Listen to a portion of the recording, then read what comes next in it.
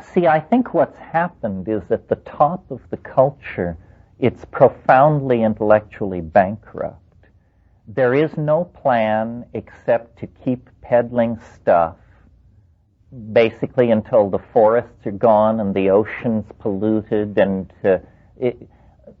this is not malevolent. It's not malevolent. It's simply they are clueless. They have run out of steam. And so the answer is to try and keep the game going as long as possible with daytime TV, with casino gambling, with lotteries, with endless distractions, with pop culture fads, with cults of celebrity, with spectacular trials and gory mass murders and endless circuses, while the people at the top are saying, sooner or later the shit is going to hit the fan. Sooner or later the dam will burst. And they say, well, let's make sure it's later, not sooner, because I've got 2 kids at the Sorbonne, I'm paying off a Mercedes, and I need to get this taken care of before it all falls apart. So in the absence of any cultural plan imposed from the top, this strange dynamic is happening. This has happened before in cultural history, where some huge enterprise like Christianity or patriarchy or something like that, after running its games for millennia, it just runs out of steam. And often there's nothing to rush in and fill the vacuum, nothing that is consciously engineered to do that. And so then in those situations, an actual creative bifurcation can take place, because what is about to happen is not in the hands of human managers. It lies deeper in the dynamics of the whole system. And we all feel, I think, this sense of excitement and the approach of the unimaginably new.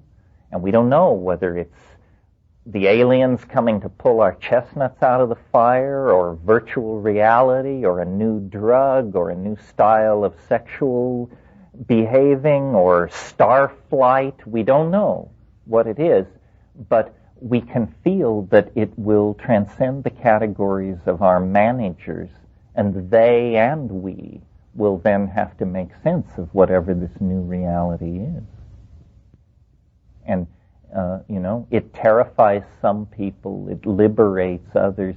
It's the same reality.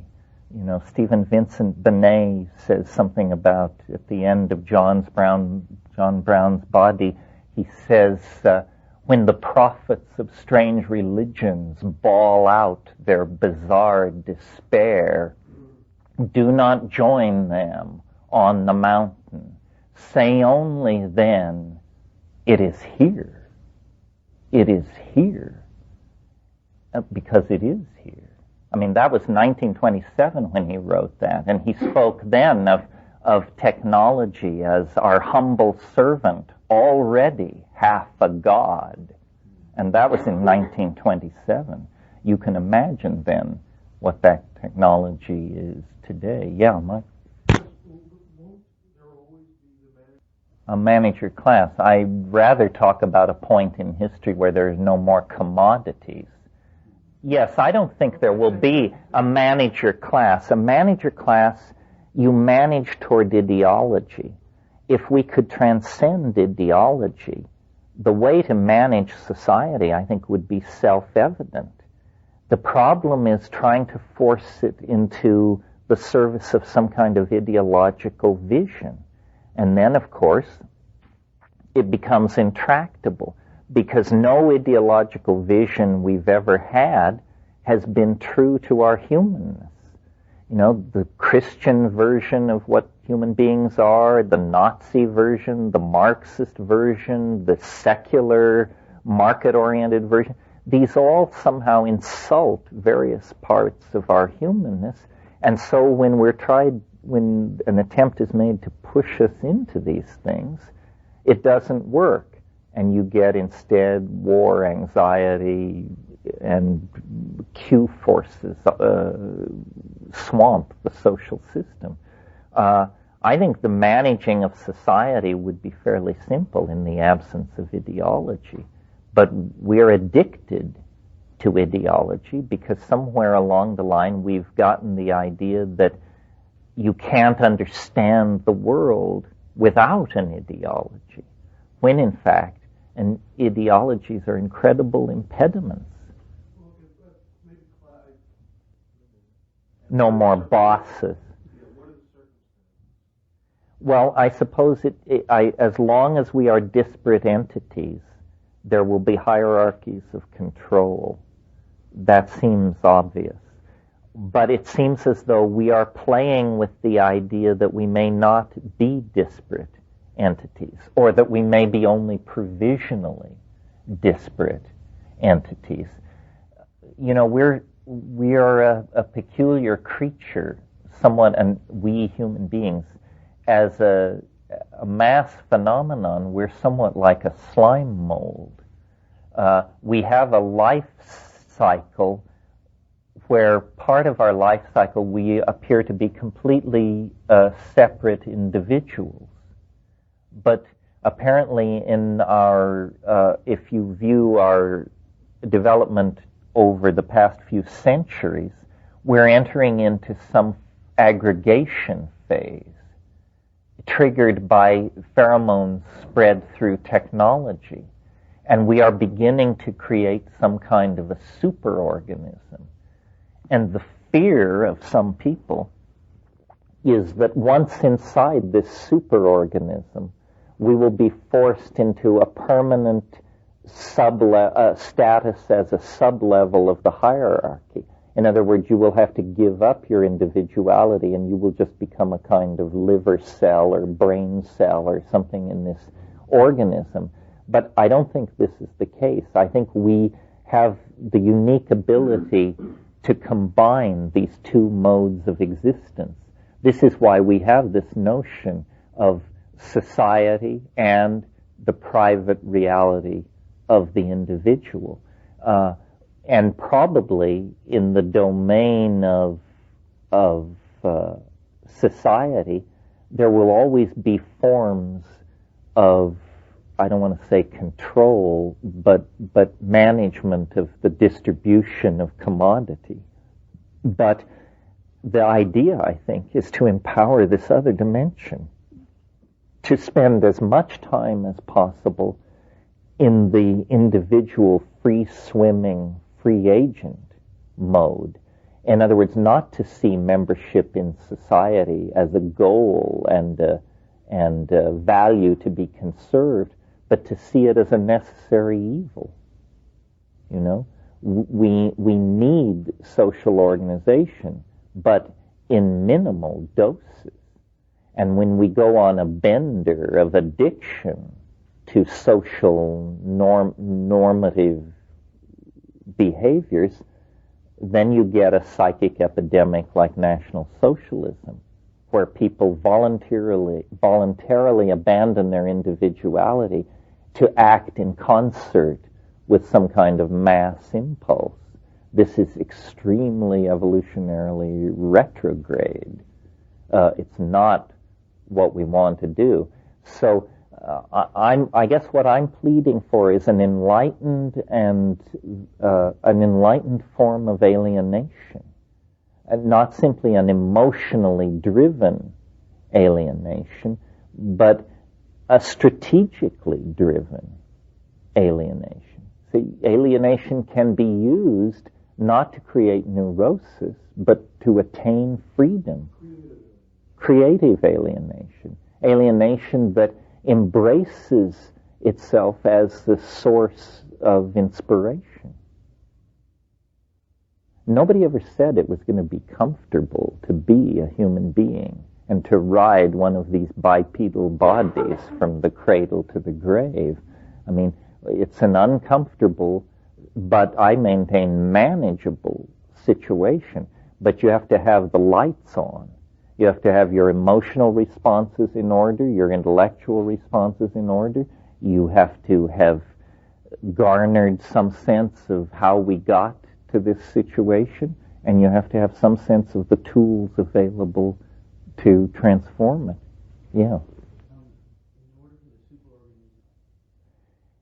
Well, it's certainly true that the human classroom is the most untransformed portion of society over the past 200 years. I mean, we basically still pass on our cultural values to our children the way it was done 200 or 300 years ago.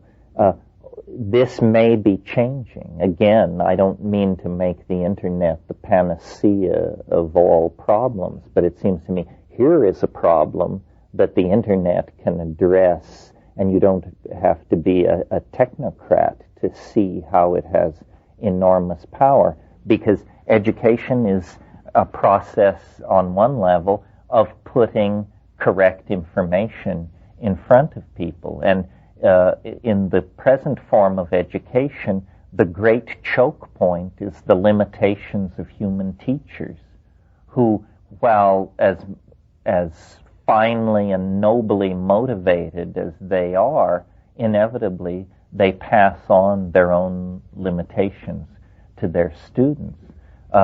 In the presence of the internet, this is somewhat mitigated, and there's a great leveling going on in the educational process. The quality of information available to all of us, if we learn how to make our way to it, is orders of magnitude more dependable than it was a generation ago. I mean, we have basically traded in cultural illusions for hard facts.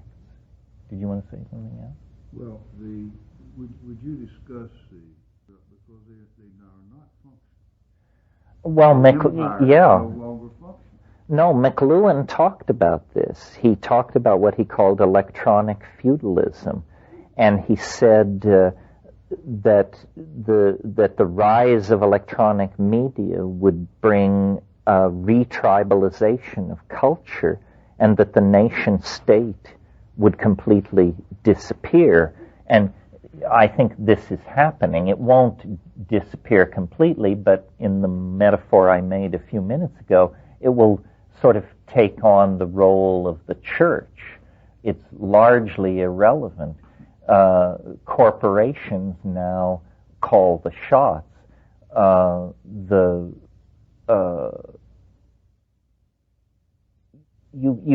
Print, you see, has what are called hidden biases, and it allows and in fact makes inevitable certain kinds of ideas that once you get outside the domain of print conditioning, these ideas appear, if not absurd, then at least simply provisional. And what I'm thinking of is ideas such as the idea that all men, apologies to women, but all men are created equal.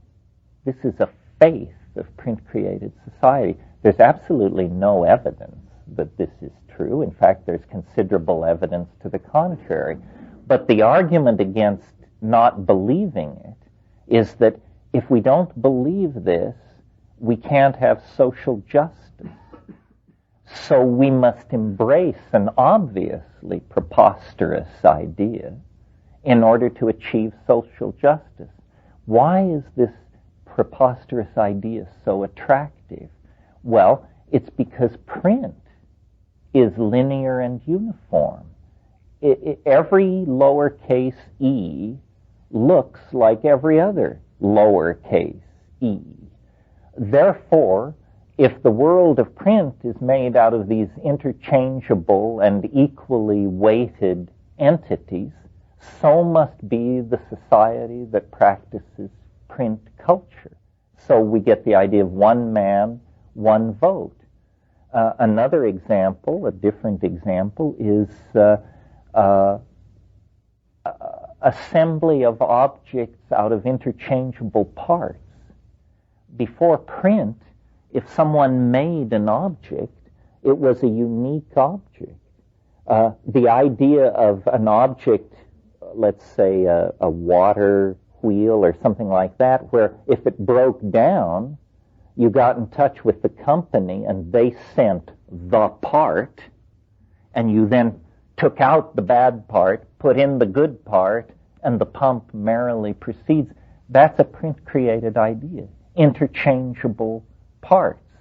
And so we begin to see that the conventions of the printer's shop become the conventions of an entire society, and how it does its politics and how it assembles its commodities are all dictated by the invisible assumptions of a form of media that nobody really looked at its potential effects before it was put in place.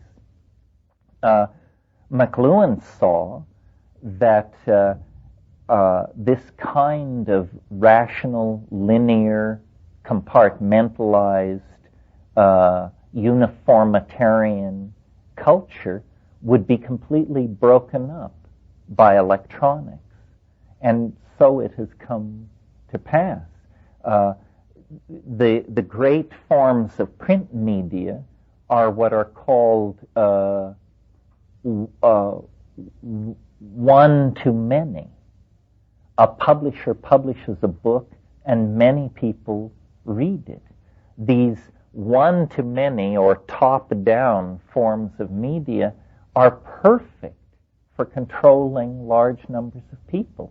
You have the idea of the ministry of truth, where truth is something dispensed by governments and received with grateful upturned faces by bewildered citizenry that would otherwise apparently have no access to truth. This is madness talking. The new electronic media are what's called any-to-any.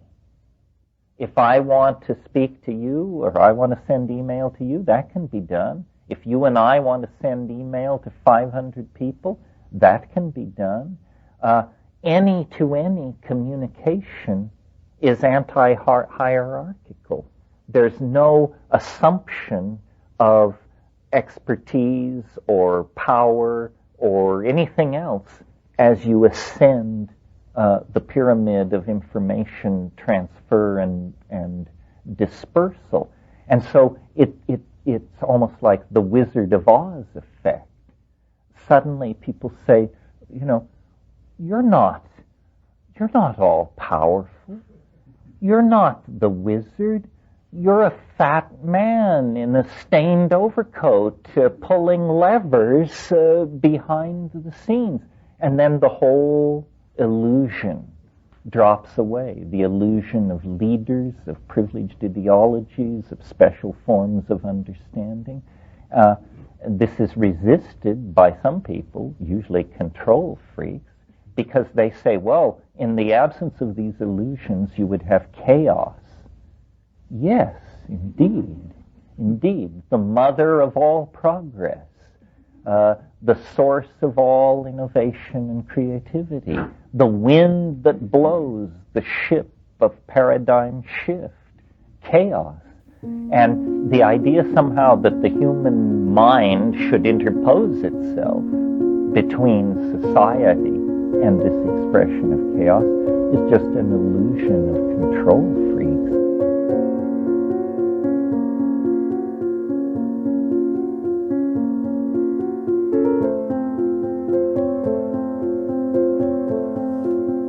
Thank you very much for watching that video all the way to the end. Please let me know what you thought about it in the comments below. Also, don't forget to like this video and subscribe for more.